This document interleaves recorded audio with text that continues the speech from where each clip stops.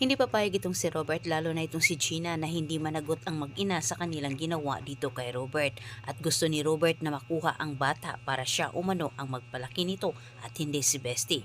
Samantala sa kabilang banda sobrang natatakot na itong si Bestie dahil wala silang laban kay Robert at mabilis din silang matunto nito dahil may kapangyarihan itong si Robert kumpara sa kanila.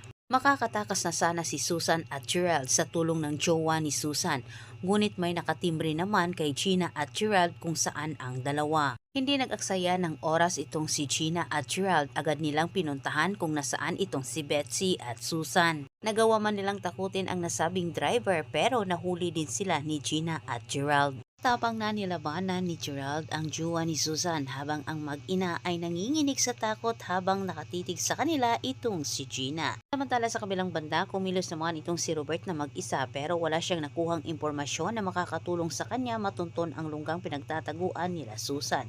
Ngunit maya-maya lang siya nakatanggap din ng tawag mula kay Gina at sabay pinapaalam ni Gina, nakita na umano nila itong si Susan at Bestie. Sinigurado ni Gina at Gerald na hindi makatakas ang mag-ina kaya't sila'y tumawag ng backup ang mga parak.